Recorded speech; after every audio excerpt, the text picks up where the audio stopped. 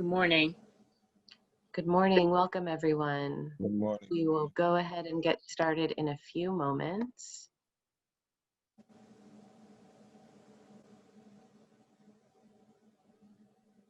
We've got a few more people joining, so we'll start in about a minute or so.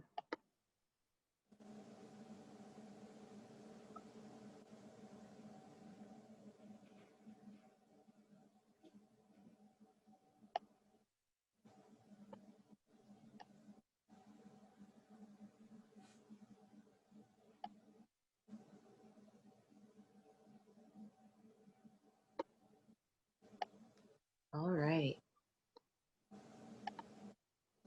I think we're at critical mass, so we can go ahead and get started.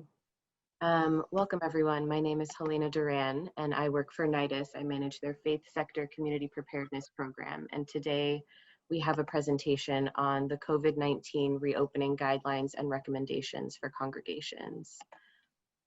I'll go ahead and dive in.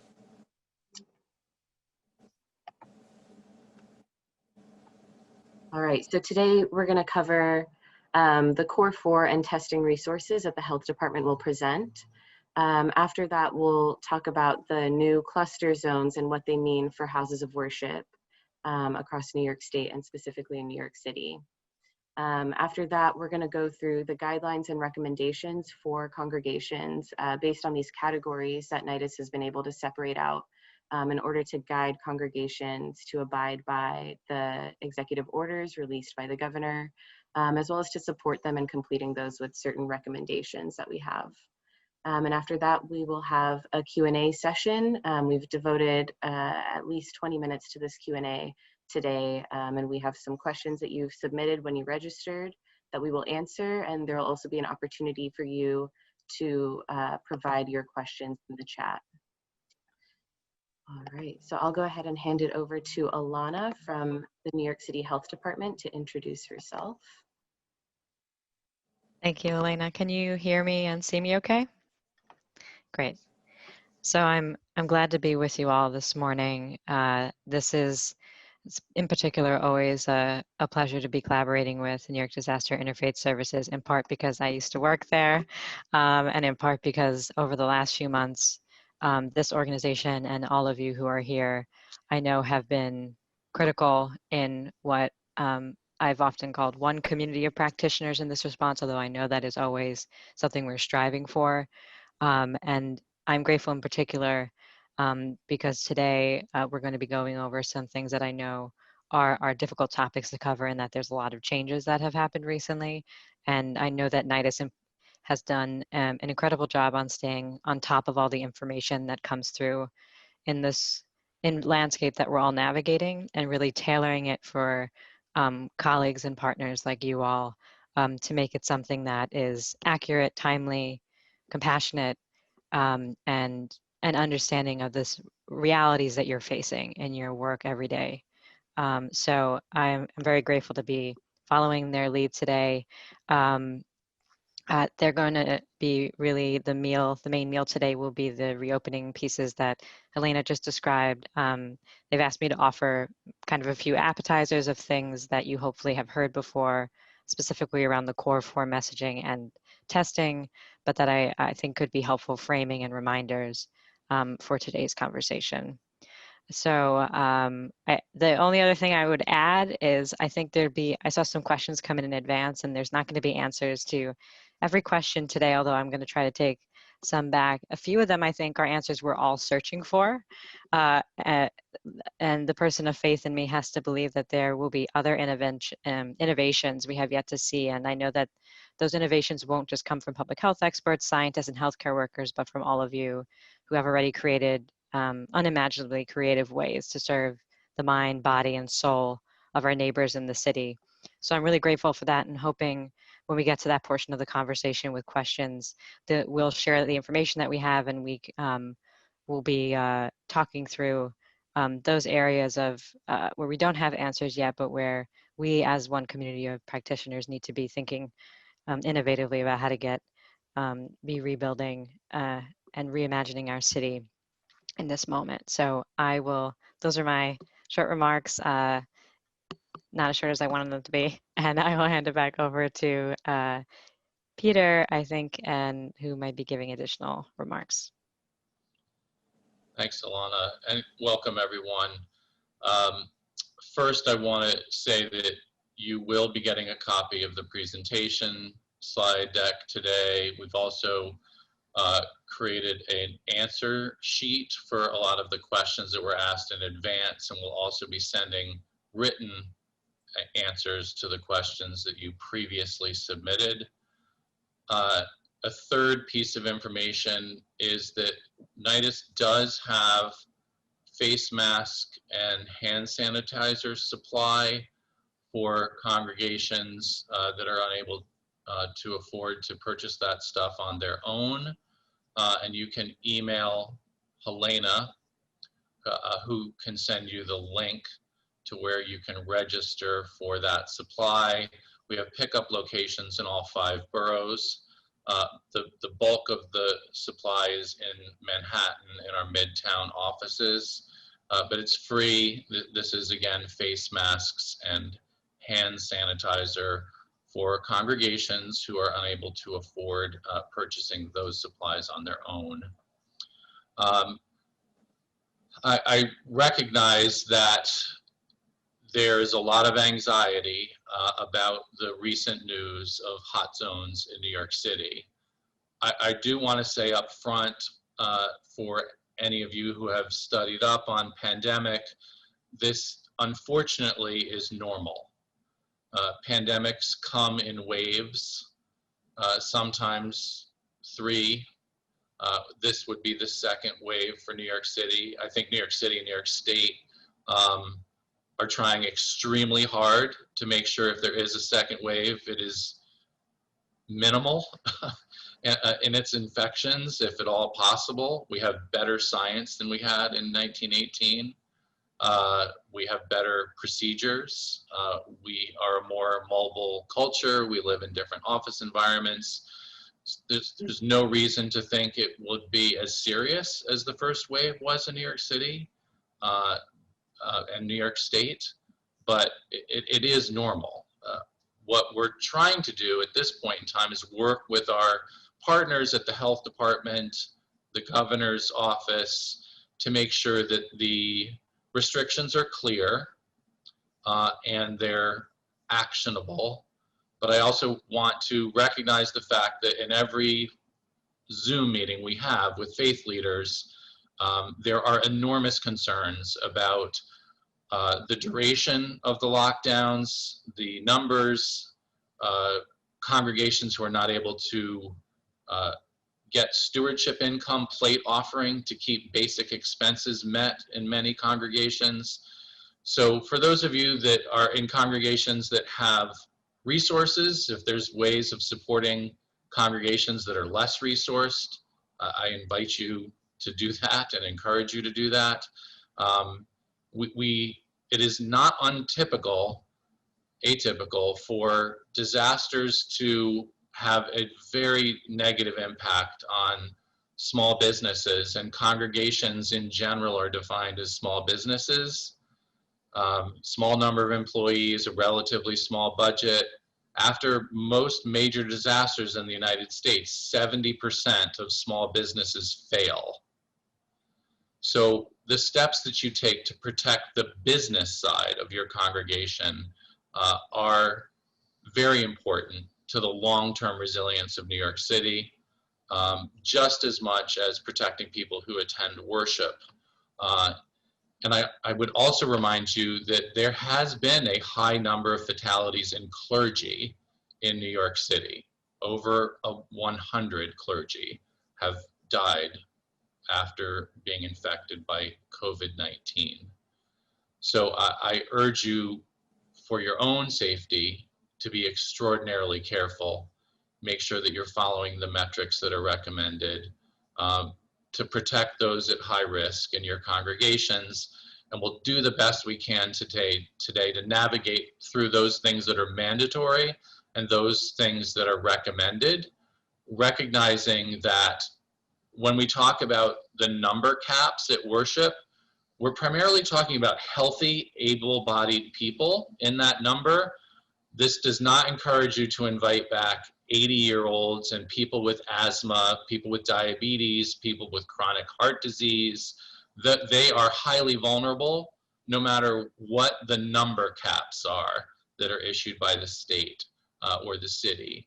So again, when we look at these numbers and the restrictions that the government has put in place, all of our job is to basically do no harm, to try to protect those that are vulnerable and to follow the restrictions as closely as we can. We're not here to debate the legality of the policies. That is not what we're here for. We're here to explain them and hopefully make them feel accessible and manageable. But we don't want to get into a legal debate about whether or not these things are legal or should have been imposed. The fact of the matter is they have been, and we just want to make sure everybody understands the restrictions as written. I'll hand things back to Helena. Thank you all for joining us. Excellent. Thank you for this introduction. All right, so moving forward, we'll start with Alana's presentation on Core 4. Thank you. And to echo Peter's points, I'm starting off with the Core 4 messages, which you all know, I'm sure at this point, incredibly well. And before I go into presentations, I do like to just remind people that, as you know, there has still been transmission of COVID-19 in New York City. We're in a moment right now that I know is re-traumatizing for a lot of communities, but I would imagine especially for leaders like yourselves who have been doing this work in an exhausting manner for the last few months. So I'm going to go over these quickly, but I know that many of you are exhausted at probably even hearing these messages and exhausted with compassion fatigue. And so I'm doing them in case something new comes through today, or maybe there's a new way to present this information that will help you as you talk to your congregants, and then making sure we get into the meat of what Peter just spoke about. So the presentation, just quickly for the first slide, you may have over the last few months heard some iterations of these. Recently, the health department has been calling these the Core 4 messages. And the 4 are: 1, stay home if you're sick. So what that really means is leaving for COVID-19 testing and other essential medical care, other essential errands such as groceries if you have no other way to get them. If you have symptoms of COVID-19, such as fever or chills, cough, shortness of breath, or difficulty breathing, fatigue, muscle or body aches, headache, loss of taste or smell, sore throat, congestion or runny nose, nausea or vomiting, and diarrhea, those are the moments to be taking into account this first Core 4, the stay home if sick. I know that's a long list. I'll make sure afterwards there's a few health department materials that have those items listed out. So that's number 1, stay home if sick. 2, keep physical distance. A lot of today's presentation is going to be about what that looks like in more detail for the specific settings that you're in, but the general rule of thumb that I think you've all come to know is stay at least 6 feet from other people when outside your home. 3rd is wear a face covering. You can be contagious without symptoms, so that is the importance behind the protecting those around you by wearing a face covering. They really are critical to stopping the spread of COVID-19, especially from people who have COVID-19 but don't know it because they don't have symptoms.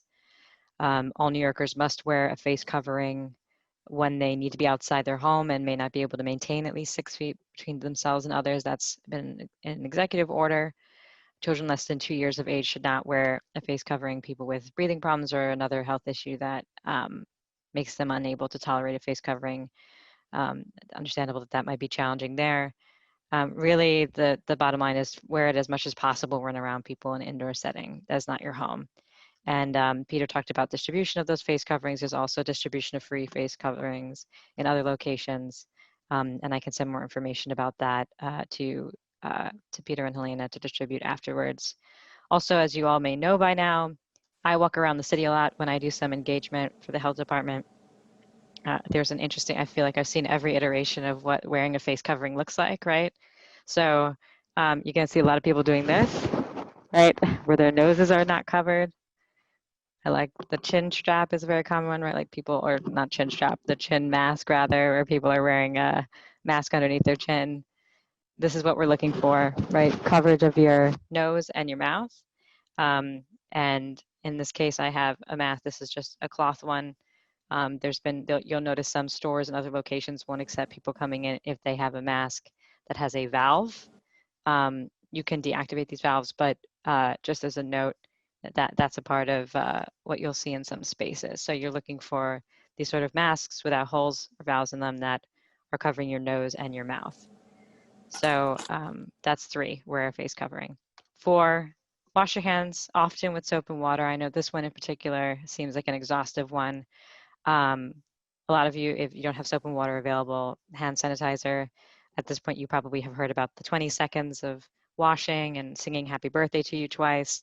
I have a friend who has a hymn that she sings to herself that apparently is 20 seconds. I got to get a copy of that one. I'm sure there's a song that'll help you with that you can time for 20 seconds, even if it's just its chorus.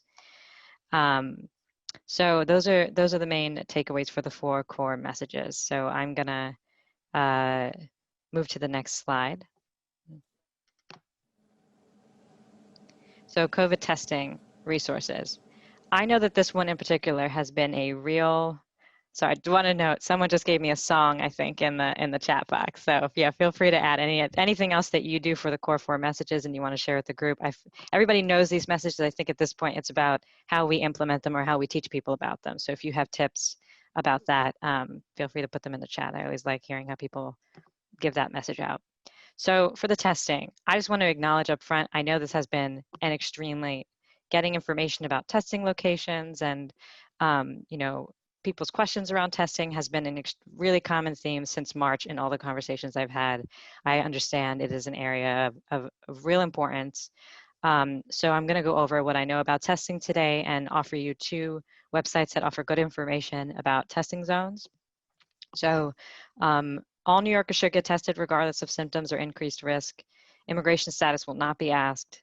The best ways to test to help stop the spread and protect our loved ones are really to take part in the testing that New York City is doing, but really there is a whole process behind that I'll go over in a second.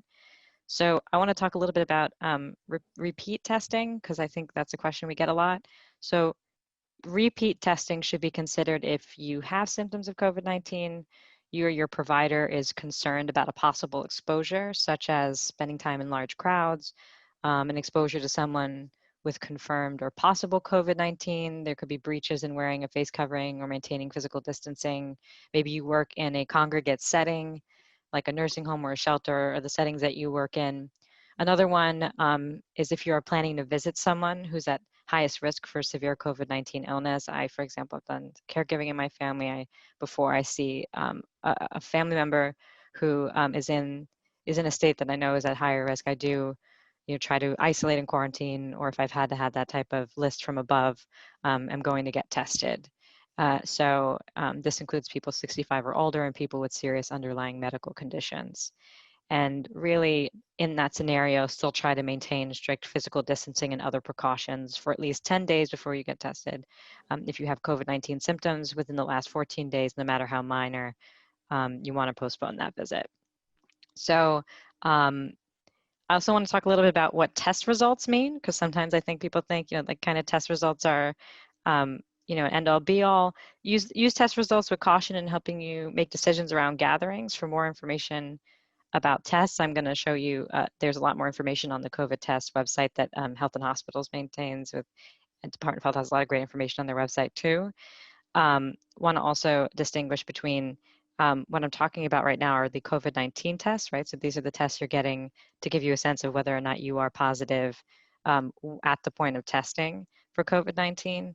There's also antibody tests.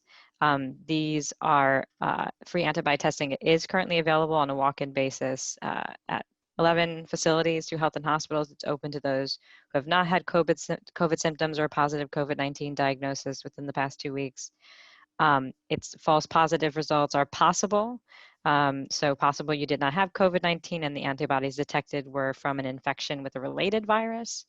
And we do not know yet whether someone who had COVID-19, there's some cases of folks getting again, but we're still discovering like some of the science behind that. So an antibody test is for sure not a get out of jail free card around being able to walk around the city without a mask or following these other social distancing rules. So that's a little bit about testing. Wanted to note that an important part of testing is the contact tracing and take care portions of the test and trace program in New York City. Not going to go into detail about that today because there's a lot of other information to cover, but just to note that if someone does test positive, they will be reached by a contact tracer who would be helping identify the contacts of the person and that has tested positive and would be giving guidance on how to safely isolate. There are also resources that the city offers, such as a hotel program and other connections to critical resources to help people isolate at home. So for those who may test positive, there's a lot more that's been developed over the months in the city to support New Yorkers who are trying to do the right thing and stay at home and quarantine and protect New Yorkers when they are positive. So it is, as someone said, it's really important to talk to the contact tracers. Thank you for adding that. Sometimes in the messaging campaigns in the city, you'll just see stuff about testing. Talking to the contact tracers is really critical. They've done a lot of work in New York City to expand our contact tracing program, and those tracers are, like has been noted, are there to help connect, really help people isolate at home, figure out who else needs to be aware of their status, and connect them to resources to help them isolate. So thank you for adding that, and break the chain of transmission. Appreciate that, John. So that's what I have for a really quick overview of testing. There's a wealth of information behind this that I'm not gonna be able to get to today, like I noted, but I appreciate doing a quick reminder here. Helena, I'm just gonna share my screen for a second because I wanna show those two websites. That's okay for me to do, right? Sure, yep. I've just Okay. made you the co-host. Go ahead. Okay, great. So the first site I'm going to share with you is hold on one moment, is where the health and hospitals, hold on a second, this should be, can you see that? COVID testing is walk-in only, no appointment needed? Okay, so on the health and hospitals website, and I'll put this in the chat, when you go to their website, up on the top it says community testing sites. When you click that, it brings you to a really comprehensive page, and they've improved this even more over the last few weeks. So it mentions that the COVID-19 testing is walk-in only, no appointment needed. It also distinguishes between mobile testing sites. These are when you see those vans that might be set up that are usually only there for a short amount of time and move to different parts of the city. Rapid point of care testing are those rapid tests you may have heard about where you can get results usually within the same day and then confirmatory lab results afterwards. So that's now listed on the site here. And then it splits up all the other testing sites by borough. And so there's some great information here. It has the dates and the times, especially for those that are temporary, and it also goes through where there are both COVID-19 testing and antibody testing offered. Sorry, sorry, yes. I'm only seeing the New York Forward screen right now. You are only seeing, so let's see, one second. Let me try that one more time. Can you see that screen? Yes, now we see dates and places. Yep, perfect. Okay, sorry about that. So this screen has, this is the COVID-19 testing site screen. You're seeing now it says NYC Health and Hospitals on the top and says COVID-19 testing sites. Okay, yeah. So apologies for that technological challenge. So what I was just mentioning was that the site shows here mobile testing sites, the rapid point of care sites, the sites by borough, and then also indicates the dates and times on this website that some of those opportunities are open, and offers if it has COVID-19 testing and antibody testing offered at that site. So I'm going to throw this one in the chat. The one that is also on the screen. So this in particular are the city-run sites that are guaranteed here. As mentioned, these are the free walk-in testing sites. You may be asked at these sites for some information. I can run through at another time. I know I'm running low on time here for what information is offered, but can also give that to you, Helena, afterwards as follow-up. The other website that is on the link, and I see that I'm actually out of time, so I'm not going to go through that site, but in the PowerPoint slide is the site for a citywide one that has a map feature where you can type in your address. That one doesn't only include the city-run test, but it shows you various other testing options nearby. So I would recommend looking at this site first, and that it has the city-run options. But if you don't find something that's nearby and you want to also check out the other one, that other one has ability for you to really search by geography. So those are the main points for testing, and I'll hand it back to you all to take from here. Great, thank you so much, Alana. That was a great base of knowledge for us to get started and make sure that we're all on the same page about the basics. And I appreciate all of that information.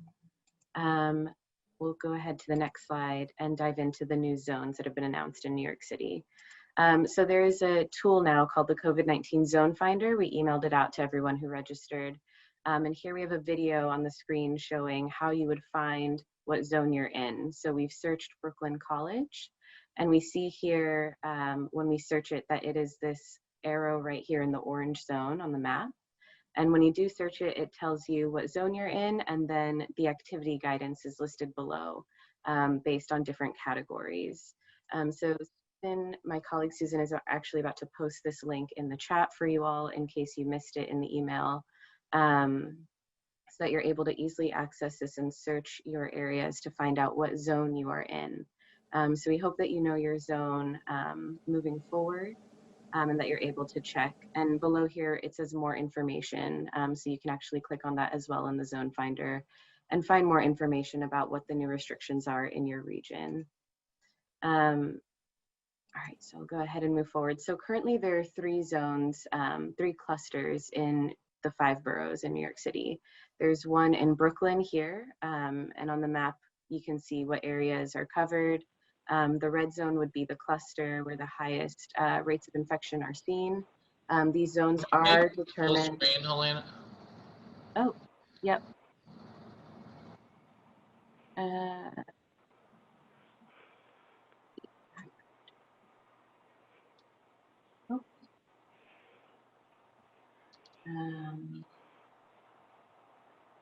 We go. Let me just go back up to the slide and push present. Sorry, it must have been when we switched the screen sharing over. All right. There we go. And is this still full screen for you? Yep. Excellent.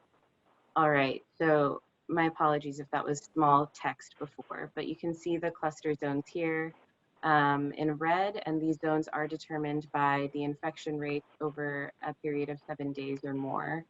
And then the orange zone is outlined, and then the yellow zone would be the precautionary area.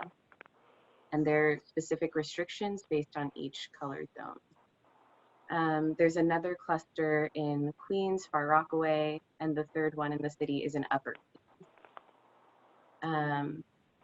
This is a reminder that if you're not located in one of the zones, you are still considered to be in phase 4 of reopen.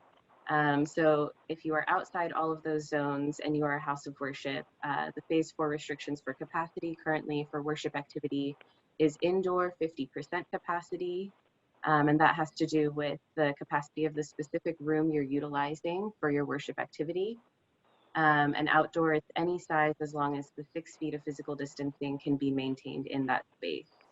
If it is outdoors in New York City, you're also required to obtain permit for outdoor gatherings. So if you're on a New York City park area, there is an application form that we have linked to in these slides. And if you are on other public areas, there is a SAPO application form to fill out. A reminder that everything that's being covered in the slides, we as well have a resource as a PDF, and that is linked to all of these resources and lists all of this out in a clear manner. And so that will be sent out at the conclusion of this presentation. So getting into the zones and what it means for worship in your house of worship. So if you're in a red zone, the current restriction is that your indoor and outdoor worship should be at 25% capacity or 10 people maximum, whichever is fewer. So there have been questions about deciding, do we use the percentage or do we use the number 10? And that really depends on which number is fewer. So if the capacity of the area that you're using to worship in holds a maximum of 30 people, I'm sorry, I did the math incorrectly on that one. But basically, if your capacity number is higher than 10 people, you would still go with the 10 people. So 10 people maximum in a red zone. For the orange zone, your indoor capacity should be at 33% or 25 people, whichever number is fewer. And in a yellow zone, you're at 50% capacity for worship. So these are restrictions for worship that's happening in your house of worship. There are fines that are applicable to people who violate these restrictions and who encourage gathering and promote gathering outside of these restrictions. So if you're utilizing your house of worship for non-worship gatherings, so the rules for mass gatherings would apply here. So the rules for mass gatherings currently in the city, if you're in a non-cluster zone, you're limited to no more than 50 people. If you are in a red zone, non-essential gatherings of any size are prohibited. If you're in an orange zone, you're limited to no more than 10 people for indoor and outdoor settings of non-worship, non-essential gatherings. And in the yellow zone, you're limited to no more than 25 for both indoor and outdoor settings. All right, so now we'll quickly run through what the requirements are and what some of the recommendations we have around observing the rest of the executive orders that are published currently for COVID-19. So the mandatory social distancing and PPE requirements in New York State right now are utilizing a face covering. And Alana did a great presentation about what we mean by face covering, covering your nose and mouth. Physical distancing of at least 6 feet when you're outside of your home. And then following the occupancy guidelines in your area is required. So we just reviewed what the occupancy guidelines are based on where you are geographically. Alana covered a lot about face coverings, but we just want to review here that the ones with valves are not acceptable because they allow the virus to escape through those valves. But we're looking for at least 2 or more layers of washable, breathable fabric that covers your nose and mouth and fits snugly around your face. Also, this includes some of those disposable surgical masks that we're seeing people use. I see KN95s when I'm out on the street, and those are the ones that are more pointed. But these N95 ones in the bottom right corner are the ones that we're reserving for healthcare workers, if possible. All right, so based on the requirements, NYDIS has come up with a list of recommendations that will help you support implementing these and really make it actionable. So the recommendations are that we continue to seek alternatives for in-person gatherings. So this means maintaining your online presence, online worship. Just because you realize you do have 50% capacity and want to open your space doesn't mean that we should stop offering that online option. We want to be mindful of those people, our congregants who are at higher risk and who will feel unsafe gathering in person for the time being. And so we want to make sure that we don't lose or restrict what we do have online in order to open physically in person. When you are opting for in-person gatherings, aim to meet outdoors. It's safer having the ventilation there. If you do decide to use your building and follow the guidelines, we would want you to increase ventilation with outdoor air if possible. So practical steps like opening windows and doors if you're safely able to. Staggering schedules for your staff members and volunteers so that they're not in the same space at the same time. Placing markings on the ground are also very helpful if you are inviting people into your space so that they can utilize the space effectively and make sure that they're utilizing it safely. And recommending the use of face coverings even when there is social distancing. All right, so we've gotten some questions about facilities management and cleaning. One of them that I've seen most commonly is professional cleaning required before you can enter your building? Based on the mandatory requirements by the governor, professional cleaning is not required, but you must maintain the cleaning and disinfection requirements from the CDC. So these are listed in the document that I mentioned that we will be sending out. We hyperlink directly to what those requirements are so that you can read them for yourselves and implement them. Mandatory is also hand hygiene stations. So this means places for people to wash their hands, and also hand sanitizing stations.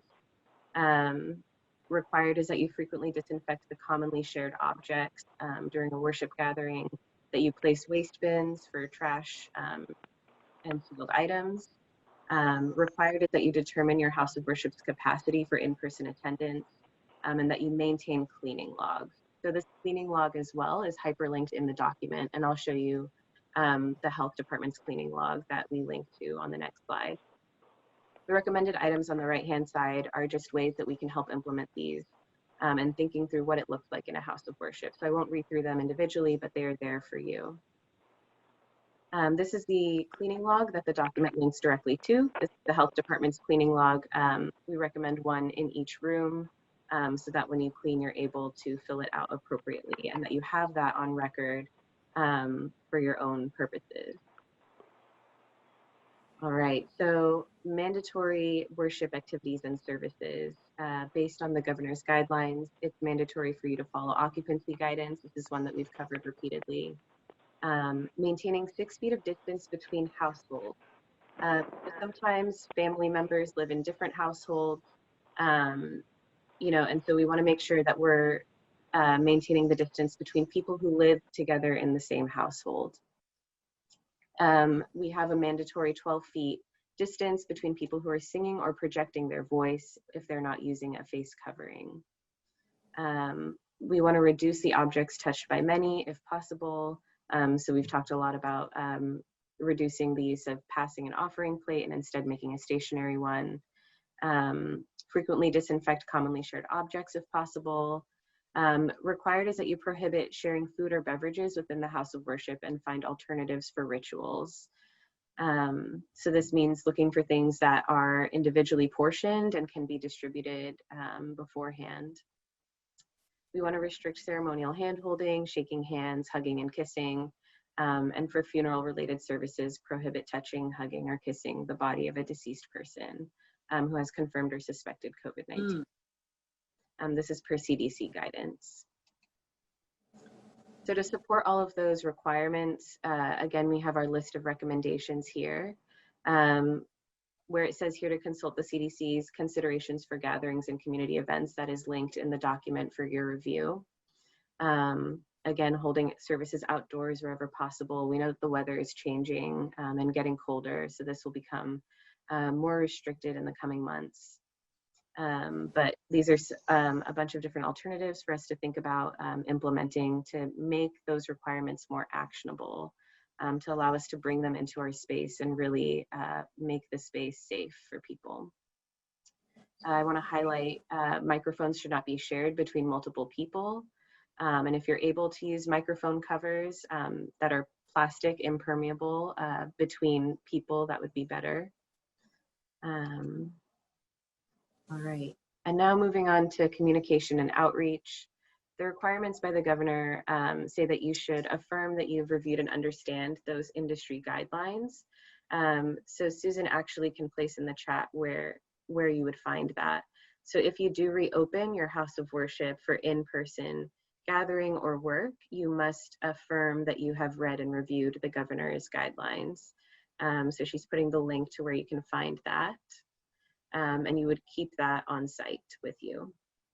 It is required that you post CDC signage throughout your house of worship. And we've linked to that in the document that we've created. And also that you clearly post your safety plans on site in a visible location. So a big part of this is, I know that I've worked with congregations who are working to make a plan to make their house of worship safe to reopen. But what we really need to emphasize is that you're communicating these plans to your congregants in advance so that they know what to expect when they arrive to your space. And as soon as you change any of those requirements, or if these new zones impact your plans, making sure that we're communicating those quickly and effectively with your congregants. So on the recommended side, we have that you write and implement a crisis and emergency risk communication plan. So this is recommended for each congregation. In the document, it is linked to a page that gives you the basics for how to write one of those plans, but NYDIS does also offer workshops and webinars in writing these CIRC plans. We also recommend that you stay informed of local COVID-19 information and updates, maintaining regular communication with congregants, providing accurate information and dispelling rumors. So this ties back into how congregation leaders are community leaders and their word is trusted.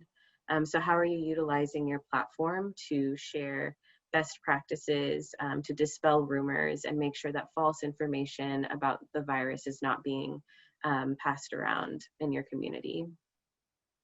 We know that this information about COVID-19, because it is a novel virus, a new virus, is changing constantly. And so with that change, we want to make sure that we're staying up to date and also sharing the newest updates with people. All right, and I think I've covered most of the other points here on the rest of the slide. The last one is to provide additional emotional and spiritual support to your congregants and staff. So this ties back, Alana mentioned compassion fatigue from faith leaders in the city, and also the impact that COVID-19 has had on us as the months wear on, and also the re-traumatization that might be happening in light of a second wave or of new cases being seen in the city.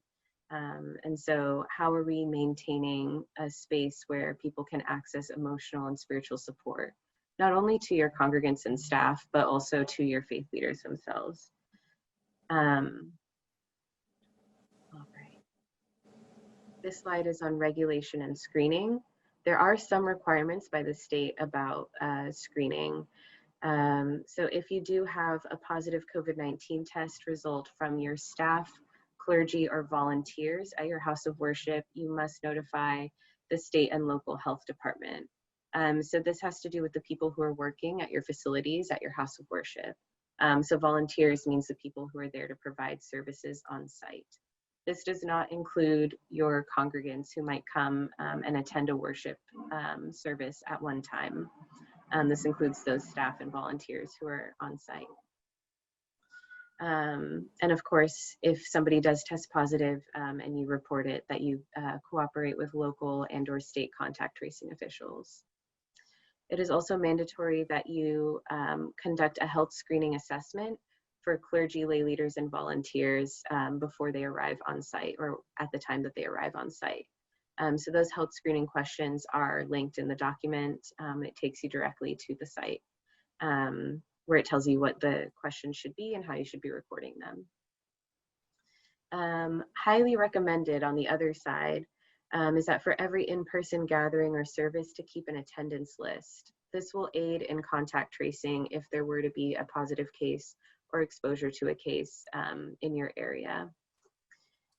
It is also highly recommended that you encourage people with higher risk for severe illness to speak to their healthcare provider before resuming in-person activities. So this ties back to what Peter was saying about our capacity and the numbers that are allowed to join for in-person gatherings, but who are those people and what type of risks do they carry with them? We also recommend that you include screening questions on a pre-registration form for attendees of in-person gathering. So because the capacity guidelines are in place, we assume that people need to RSVP for services that are happening in person.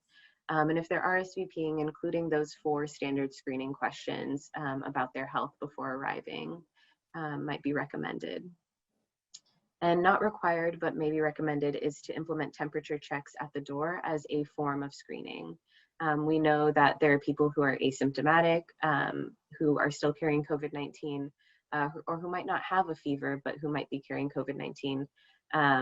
But as a form of screening, there are also people with fevers who have COVID-19. And so implementing it as one of the checkpoints at the door will help making the people who are there feel safe and it helps ensure that we are doing things to prevent the spread of viruses in our community. So we do recommend a pre-registration form for attendees of in-person gatherings. And I do need to wrap this up so we can get to our Q&A. But we link to a form and also to the sample screening sessions for attendees. All right, and we have made it to our Q&A for our last 15 minutes. Thank you for bearing with me through that presentation. So these are some of the common questions we saw submitted on your registration forms, and we can provide the answers to them here. If you also have additional questions, if you could type them in the chat, and we'll have Peter keeping an eye on those and voicing them. So the first question is, what can you do before reopening? So the answer to that is that you affirm the governor's guidelines that he's provided, and that you make a plan to reopen that includes following all of the different guidelines that are presented. So the restrictions that apply to non-worship events at a house of worship are those for mass gatherings. So when we look at what the restrictions are in each zone, you'll look for what it says for mass gatherings, and that will be what will apply. Even if the gathering is happening in your house of worship, if it is a non-worship activity, the rules for mass gatherings apply. Current guidelines for singing, we covered that 12 feet of area of social distance be around each person who is singing or projecting their voice when they are not wearing a face covering. We also recommend that even if they're wearing a face covering, that there be that type of space between those individuals. And we do recommend that if possible, providing a clear plexiglass impermeable barrier from the ground to above their head, if applicable, and if that works for your congregation. So the recommendations around food in houses of worship are that they be prepackaged containers of food for people to either collect and then take out of doors and eat somewhere else, or if they will be indoors, there is social distancing observed by household. So people should be separated by household by at least 6 feet. Great. So if you're in a cluster zone, do the regulations on occupancy affect outdoor worship? Yes, on the preliminary calls that we have heard, the same occupancy rules for indoor is in place for outdoor worship. So 10 people in the red zone, 25 people in the orange zone for outdoor worship. But we know that this is one that we might see some change in as the weeks go on and these questions get thought through in a deeper way. So the question about following the percentages or the number restrictions listed for worship gatherings, whichever number is smaller. So we covered that in the slides. And then the question that gets asked often is, how can I report a congregation who's not complying with regulations? And here the information that has been distributed to people is to call 311. And it is there that you can report on somebody who's not complying with regulations. All right. And then I'll go to the next slide and open it up for questions that are coming in through the chat. Are there any coming in through the chat? See a no from Peter. I can run, oh, go ahead. I've been answering the ones in the chat. Oh, perfect. There were a few more that were asked on registration that I'll go through as we see if more questions get typed in the chat.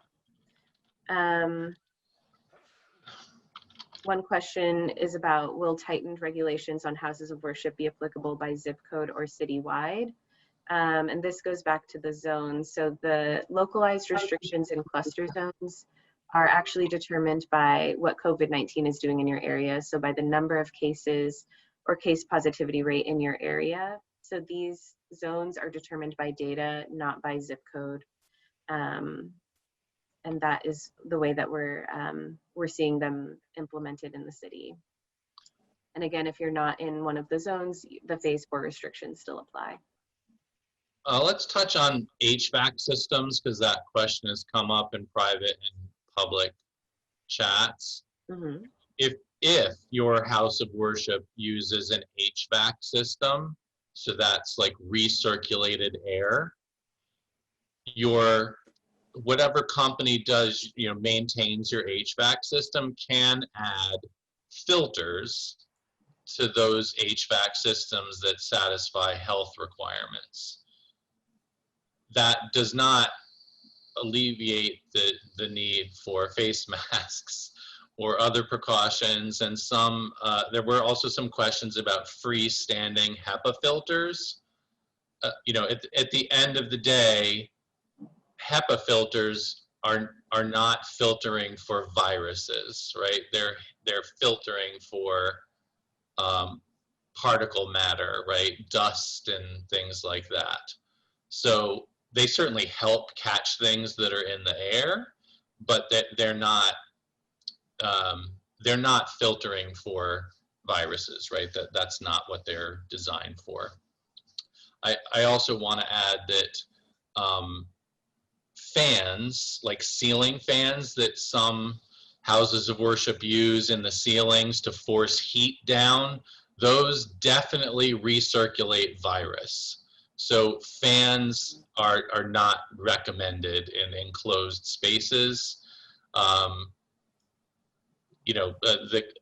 recognize that a lot of churches use them in the peaks of high ceilings, but they do push virus around if there's virus in the air, which is why it's so important to wear an appropriate face mask. There was also a question about the comment about double layered masks. We're not recommending that you wear 2 masks at the same time. That's a reference to the ply factor of material. So most face masks that are made of fabric are more than 2 ply. Single ply fabric like bandanas are not sufficient because they don't have that 2 ply factor. So when you just wear a bandana over your face, that's not preventing the virus from spreading beyond the bandana. That's single ply fabric. It's like mesh. So the comment about double layers is not about doubling up on masks. You'll notice that clinicians do it. So you'll see photographs of nurses and doctors doing it. That is a clinical use of masks, and we shouldn't compare ourselves to that. That's not recommended for public practice.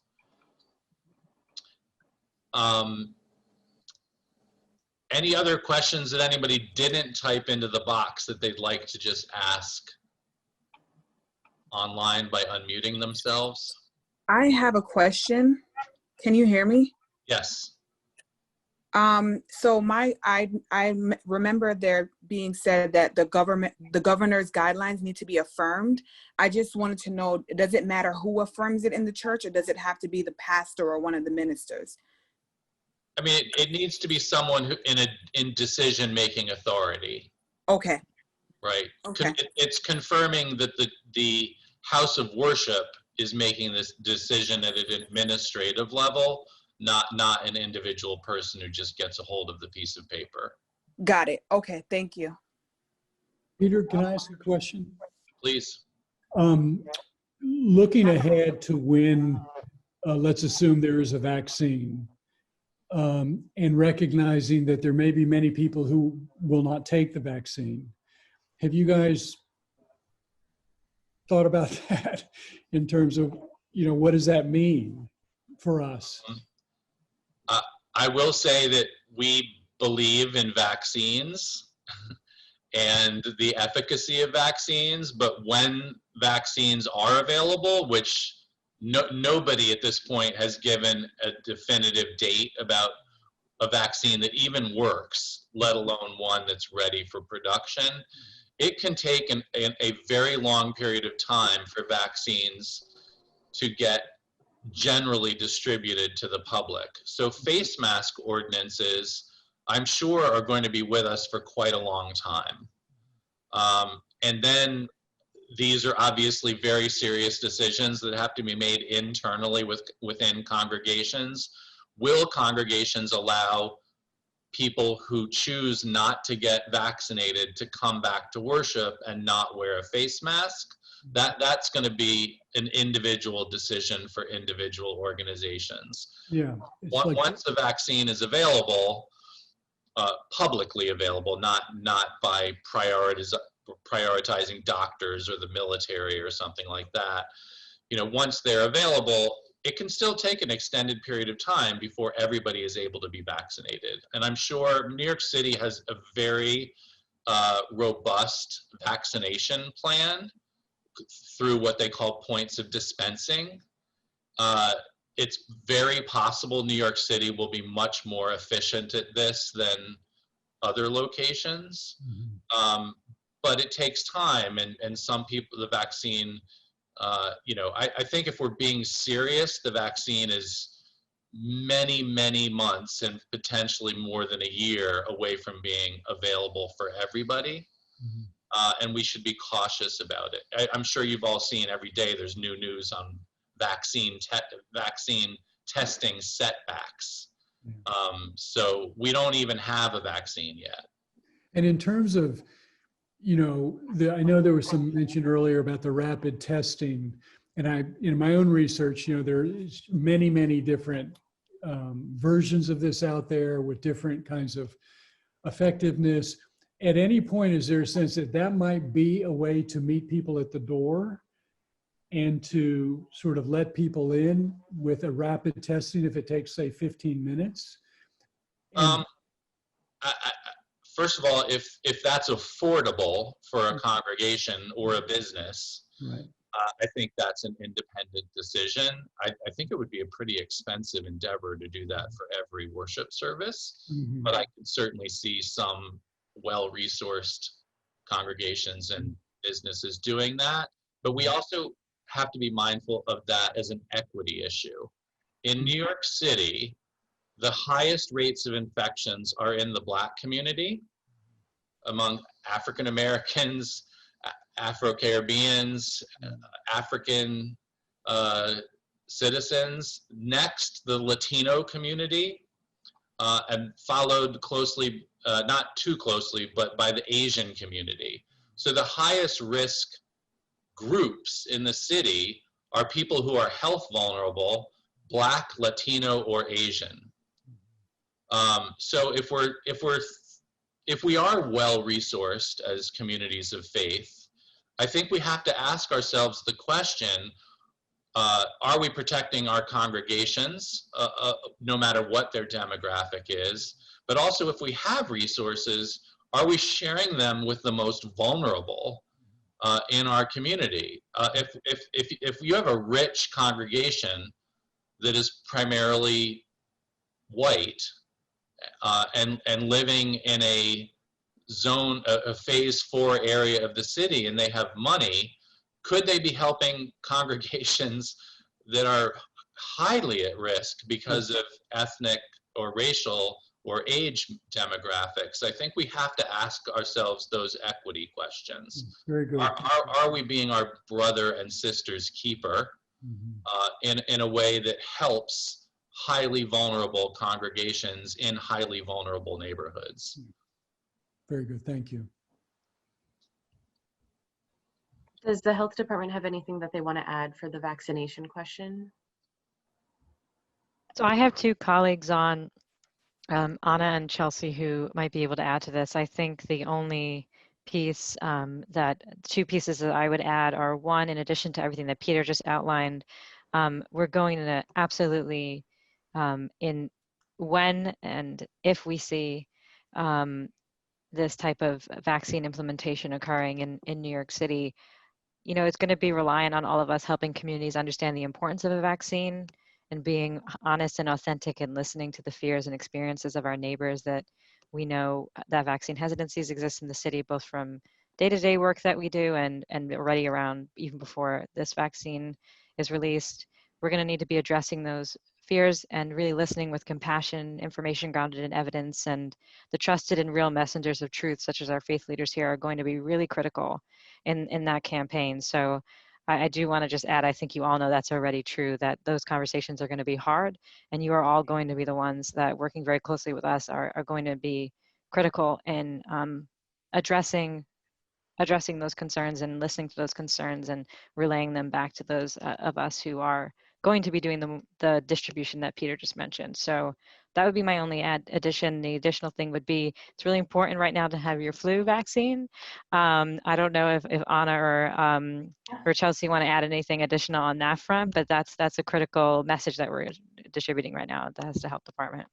Thanks, Alana. I will hop in very quickly. Hi, everyone. This is Chelsea Cipriano, also from the health department. I never miss an opportunity to promote the flu vaccine. I know everyone is tired of hearing it, but it's super important this year, maybe the most important one. So I just in the chat dropped in our link to our flu page. I would love for you to share this and the vaccination health map finder that we have with your congregations and your friends and family, so that everyone can get vaccinated against flu this year. So thank you. Thank you, everyone. I do want to recognize that we are at time.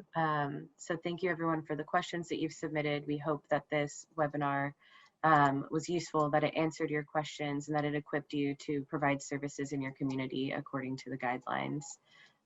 Peter, do you have any closing remarks? I just one caveat to a question that came in late, just so we're being clear, right?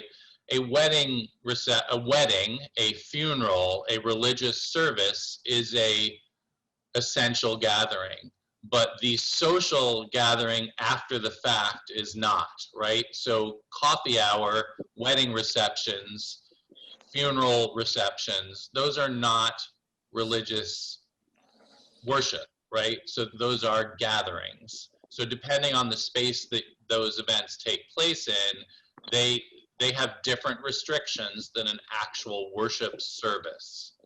So please, that got commingled in some of the questions. So I just want to be clear about that. But I, again, would just like to echo our thanks, especially to the Fund for Public Health for partnering with us and the health department on producing these webinars. Again, you will get the slide deck as well as the written answers to the questions that were submitted. And we will begin hosting these webinars more regularly as we look at the increase in infections that are happening. And we ask you to remember that faith leaders are community leaders. Your example is important. What you say from the pulpit is important. Echoing public health messaging is important. Faith leaders are not legal scholars. So maybe some of you have a law degree, but in general, most of us are not legal scholars. So the conversations that we have should not be around the law and whether or not the law is accurate. It should be enforcing public health messaging. You know, there's always going to be disputes about whether or not masks can be legally required and all that sort of thing. But currently, as of today, they are. In New York State, these laws are mandatory under executive order, and that is what we hope that you will echo to your congregations. This is about keeping people alive and safe and not allowing a second wave to take a serious toll on New York City. God bless, stay safe, and we hope that you'll stay in touch for future trainings. One question, how do we get information about the face covering site pickups? I'm sorry, say that again? The face covering site pickups? You can email Helena, who the email confirmation came from. Okay, thank you so much. God bless you. Thank you, everyone. Have a safe day. All right, bless. Thank you. Bless everyone. Thank you.